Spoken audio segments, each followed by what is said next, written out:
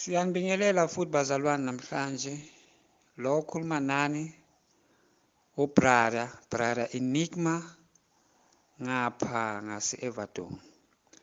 Bazalwane, indaba esiphuma ezulwini ziningi uJesu uthi sitshele abantwana bakhe, ziningi bazalwane, ziningi uJesu uthi sitshele abantwana bakhe. And uma uJesu akukhethile wakunikeza indaba ezikhulu ezifana nalezi, indaba ezinzima, and wena uhlala ngazo, uyakwata uJesu bazalwane, uyakwata lapha ezulwini, because uyakubona ukuthi ukunikeza indaba wena uhleli ngey'ndaba zakhe, awuzimukisi kubantwana bakhe. Uyakwata because abantu baningi emhlabeni, kodwa uma akhethe wena naloya.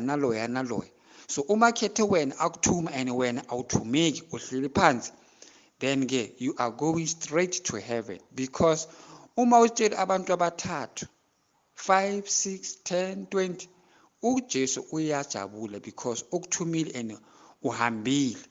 Because you must remember bazalwane ukuthi uJonas uNkulunkulu bekamthumile ukuthi ayokhuza abantwana bakhe, angithi eNinive.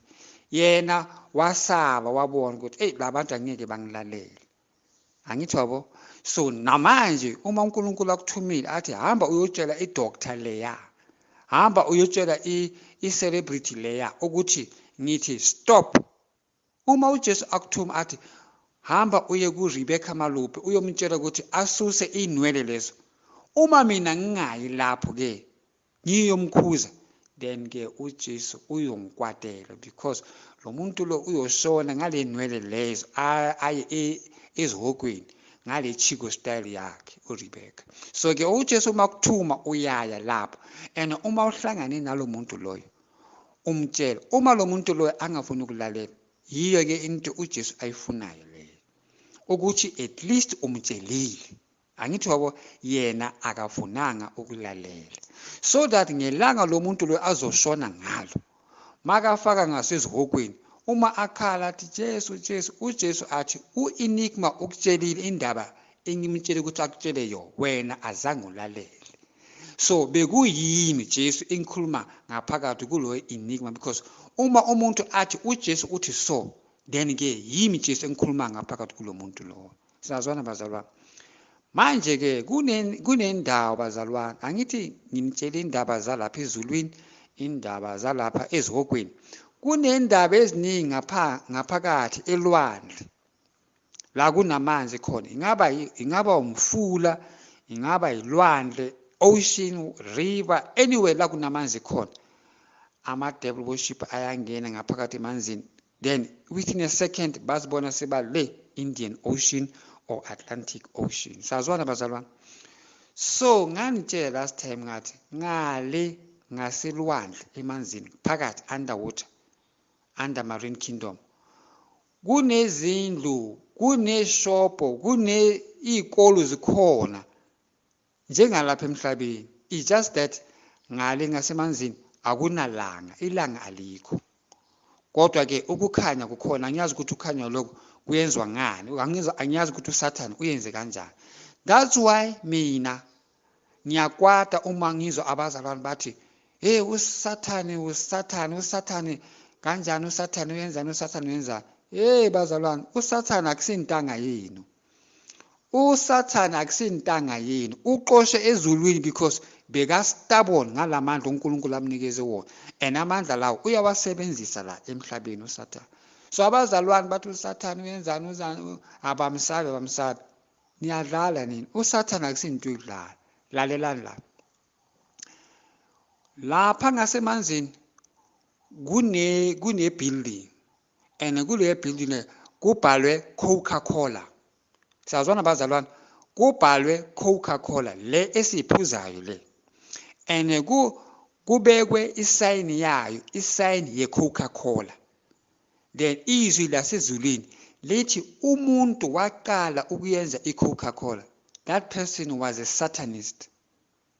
Nangizwa bazalwane, this is a voice ephuma ezulwini itshela thina abazalwane uJesu uyasithuma.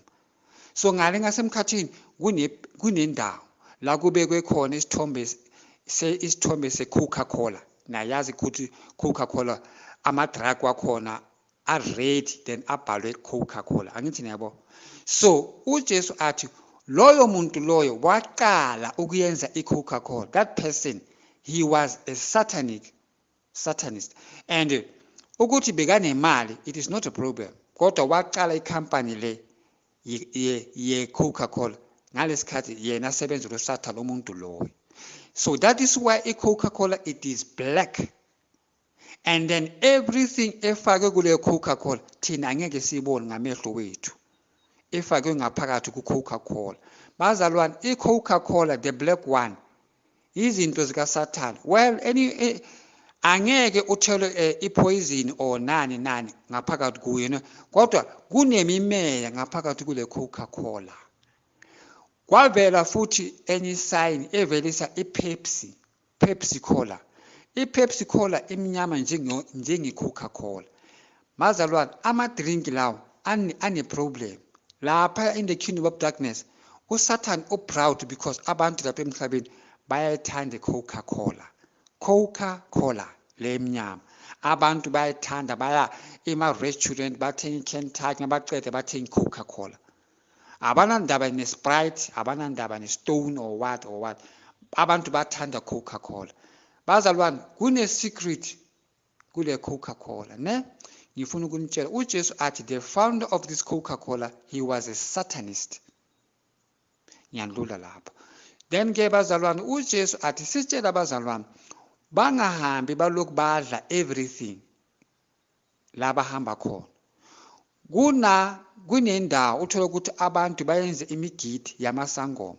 As long as wena you are a Christian, ungali la kwenza umsebenzi yamasangoma khona.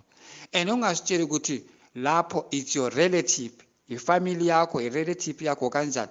As long as you are a Christian, ungali inyama nokudla la kwenze khona imisebenzi yamasangoma. Siyazwana bazalwane, because ngesikhathi bahlaba that animal bakhuluma nemimeya, imimeya iyasuka emathuneni ize kule jaridi le bazoyenza khona umsebenzi khona. Amademoni ahlala lapho emini nasebusuku ngoba abanikazi balomsebenzi lomasangoma babizile imimeya leyo yabogogo nabobani. And abogogo labo amademoni, ngoba abogogo bethu bashona baya ezihokweni, abanye baya ezulwini, kuya ngokuthi basebenzele kuphi. So uSathane uyakhona ukusebenzisa imizimba yabantu abashonile lapha emathuneni. Ukhona ukusebenzisa imizimba yabantu abashone bangasindiswanga. Kodwa as long usindisiwe and washona and kwatholakala ukuthi igama lakho likhona ezulwini, wangena ezulwini ngesikhathi ushonile, wangena ezulwini because igama lakho likhona ezulwini. uSathane namademoni wakhe nabathakathi nama-Satanist angeke basondele ethuneni lakho, ngoba ithuna lakho lihlala livutha umlilo, and loyo mlilo ubonwa abathakathi nama-Satanist only. So abasondeli ethuneni lakho. Kodwa kulamathuna wabantu abogogo bethu bakudala bashona bayenze izinto zesintu, banganandaba noJesu, bashona bangasindiswanga. Abathakathi bayakhona ukuvusa amathambo walabantu abalele, bafake amademoni kule mizimba leyo eshonile emathuneni. Then imizimba yenza njani? Iyaphuma ethuneni iye emzini lapho kade bahlala khona, bayokhohlisa abantu, bakhulume nabantu, abantu balokhu balele. Amademoni nama-Satanist bayasebenzisa imizimba yabantu abashone bangasindiswanga. That's why abantu bazawuthi ngiphuphe ugogo wami ngimbonile, ngiphuphe ubabamkhulu wami ngimbonile and ngimzwile. Akusiwuye, lawo bantu laba bayasha ezihokweni, but ama-Satanist nabathakathi bayakhona ukusebenzisa imizimba yakhe because labantu bashone banganaye uJesu. Kodwa ithuna lo muntu ashone anoJesus and wangena ezulwini makashona, abathakathi abasondeli ethuneni lakhe. That is a sixth, bengayazi uJesu usinikezile. So ngiyanitshela bazalwane. So futhi bazalwane, lapha ngasemkhathini emanzini saboniswa futhi kwaveliswa enye indawo. Kule ndawo le kuyenzwa inyama yenkukhu. inyama zenkukhu bazalwane ziningi la emhlabeni. Sinabo rainbow, sinabo gold, nezinye engingaziyazi ziningi ne. So kunezinye esebenziswa ama-devil worship ne. And then ke kusho ukuthi umnikazi wale company leyo ke it's a devil worshipper, it's a satanist ne. So ngasemanzini bamnikeza imali azovula ikhampani la kuthengwa khona inyama yenkukhu, ama-pieces nama-chicken packs angithi aba-2 kg njalo njalo. So kunamagama amaningi. So uJesu athi sitshela abazalwane ukuthi mabayothenga ukudla eShoprite, uSave, Spar, anywhere la bathenga khona, inyama ebazoyithatha ngesandla sabo bathi bayoyithenga, uJesu athi bayithathe uma ubamba iplastic yale chicken i-2 kg, ngesikhathi uyibamba ngaphakathi ukhulume ngomlomo wakho uthi in the name of Jesus, then uyayithatha ufaka ngasedolweni yakho. Anything ebithatha ngasesitolo ulokuthi in the name of Jesus, then uyayithatha. Leyo ozoyibamba uthi in the name of Jesus yawela phansi, or uthi uyithatha uyifaka ngasedolweni, mawuyithatha uthi in the name of Jesus ukhwemela phansi. Leyo uzoyibamba then uzwa umzimba wakho ubaleka, then uyibuyisele emva. Izinto zama-satanist, because ama-satanist ayangena in every shop, Pick and Pay, Shoprite, OK, zonke Spar, what ama-devil worship ayangena. Banezinto zabo kulezi sitolo lezi, kodwa izinto lezi izinto ezithina sisithenga sizopheka. So uJesu uthi anything eyibambayo uyifaka ngasedolweni, biza igama lakho, so that le ozoyibamba umzimba wakho ushake engathi uchuka electric, or into le ingathi wayibamba yona efuna ukuwa, ibuyisele emva. It is wrong. Umoya oyingcwele uyakukhuza ukuthi ungayithathi. Sazwana bazalwane. So ke uJesu athi sitshela abantu abathenga ukudla ema-restaurant la sifika khona sithi ngizothenga iplate, uthenga iplate ipapa nenyama yenkomo, or ipapa irice nechicken, uyathenga lapho. uJesu athi thandazelani ukudla, ungadli nje because you are in a restaurant usuyathatha iplate uyadla because awukhona ukuthandaza kugcwele abantu. No, beka isandla sakho then uthi in the name of Jesus, then idla. Because uJesu athi kune-chicken eziningi kulama-restaurant la kuphekwa khona. Abantu abanikazi balawo ma-restaurant bahambile bayothwala ukuthi iy'tolo zabo kugcwale abantu abazothenga, ama-customer. So everything in that store, it is evil, because inyama ezingapho ebusuku masilele ama-devil worshipper aletha inyama zabantu kuleyo restaurant because umnikazi wayo uthwele, or it's a satanist himself, it's a devil worshipper himself, kodwa it's a businessman. Baletha inyama zabantu ebusuku thina silele. So ngase-fridge la kubekwe khona inyama yenkukhu ezophekwa kule restaurant emini, kufake nenyama zabantu ne. So kunenyama zabantu, ama-devil worshipper asebenza kulama restaurant bayakhona ukuthi bathathe inyama zabantu bakhulume nayo, inyama le iphenduke kube inyama yenkukhu. So thina siyathenga iplate sithi chicken and rice, siyahlala phansi siyadla e-restaurant, kanti sidla inyama zabantu. That's why uJesu athi abantu abaningi ba-stubborn, abafuni ukusindiswa because bangcolile, badla izinto ezingcolile, badla inyama zabantu bangayazi because they eat anything. Because kunabantu bazalwane banezitolo, banama-restaurant, bathengisa ukudla, bathengisa amagwinya, bathengisa isikhambane, ama-chips, kodwa bathwele. Kunemithi ebayisebenzisa ebiza abantu bazothenga. So because bathwele, idimoni leli ebathwele ngalo linqolisa ukudla konke okungase sitolo leso. Whether you go to a Kentucky in a township or you go to the Chicken Licken, ne, kunama-devil worshipper, abantu bayaqashwa eKentucky, bayaqashwa e-Chicken Licken. Angithi abantu bayeza bazofuna umsebenzi and imanager iyamqasha because lo muntu lo ufuna umsebenzi, kanti lo muntu lo uthunyiwe ukuthi makasemsebenzini uma lokhu abamba inyama lezo yena uyazibamba iKentucky le, uma bayifaka ngase bazopheka eKentucky uyayibamba uloku uyayicipha ngamazipho wakhe, makayicipha uyifaka imimoya emibi, angithi wabo, so that kwabantu abazodla le nyama lezi, labo abanganaJesu inyama le izobakhathaza, ibabangele izifo eziningi emzimbeni wabo, bagcine sebashonile after 2 months 3 months. So uma baya edoktheni, idokta izothi i-cancer, idokta izothi kunani ngasesiswini, kanti badle inyama zabantu, badle inyama ezinomoya omubi, abayazi. Why?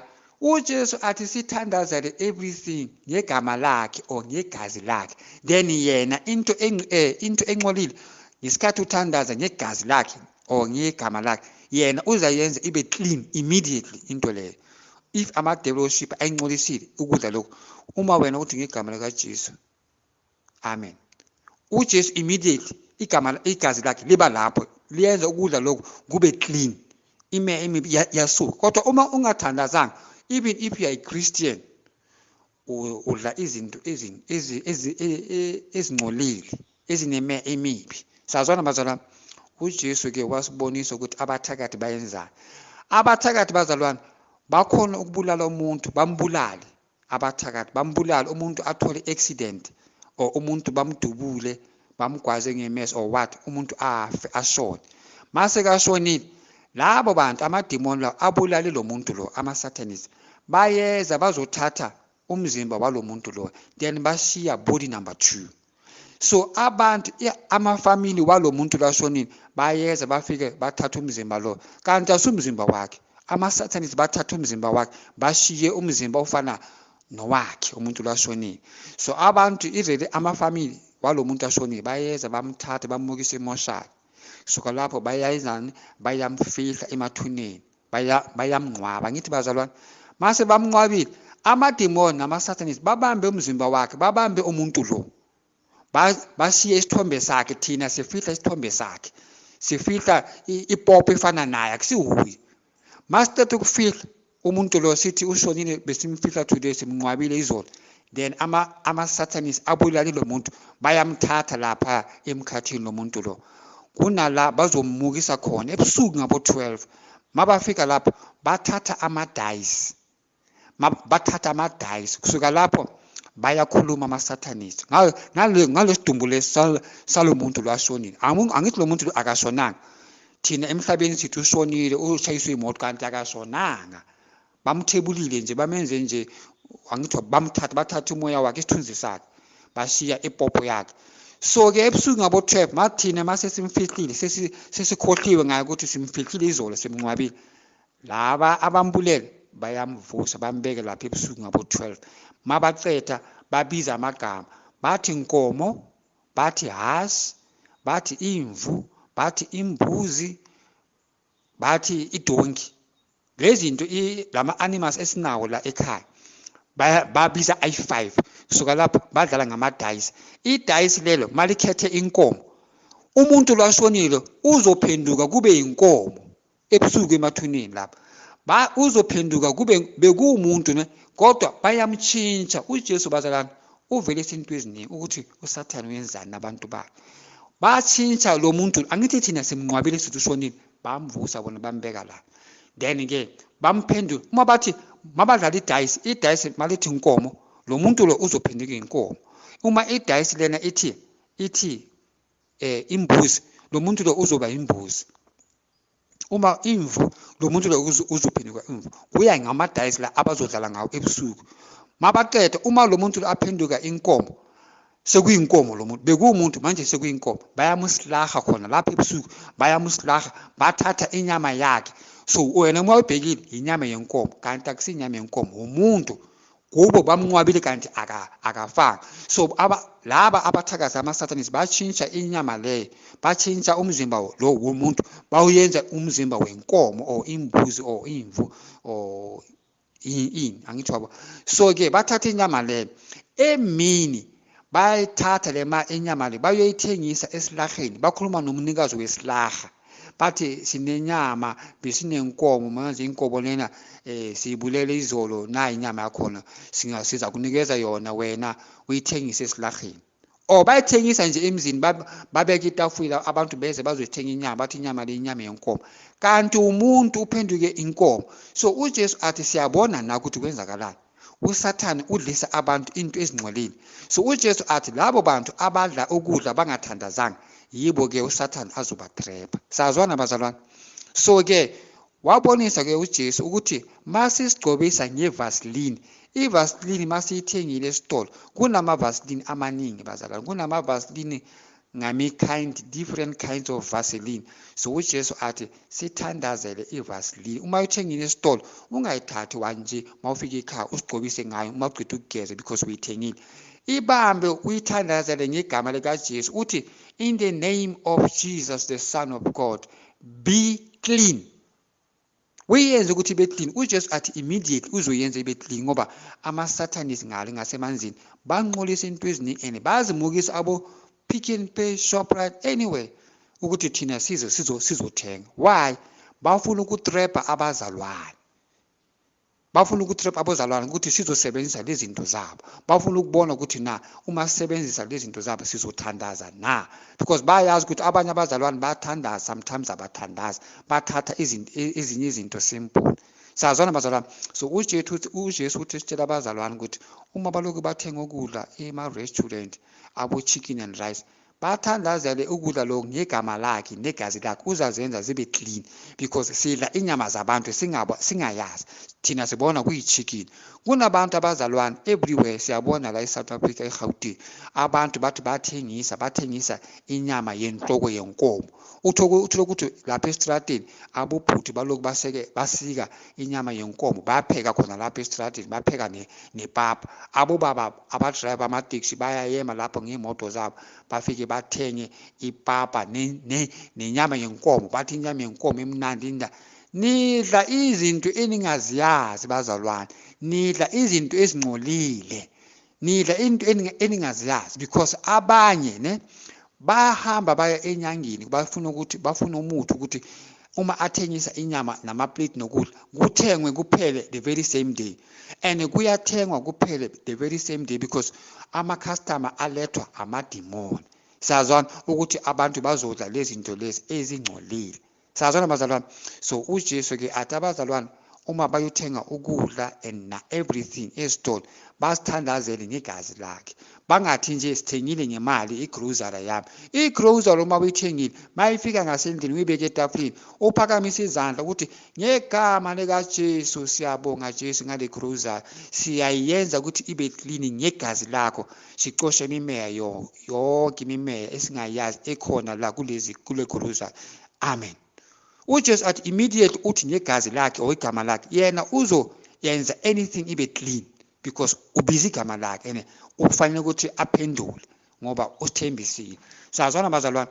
So ke bengithi uJesu athi i-chicken esiyidlayo everywhere la uthengi khona i-chicken, ungathi Kentucky, ungathi chicken esitolo uzopheka ngasendlini, everything esiyithenga ngasesitolo, be careful, because ama-Satanists nama-dealership abantu nabo bayafika esipam babambe isinkwa, basibambe isinkwa, bafuna ukusithenga, basibamba basize ukuthi si-soft. Uma baloku babamba basitofotofoza bafuna ukuza ukuthi si-soft, or babamba ipaketi yalama-Turkish amachingeni, bayibamba babheke ukuthi le njani, bayibuyisele emva bathathe enye, kanti baloku bafaka imimeya. So uJesu athi be careful, pray always. Amen.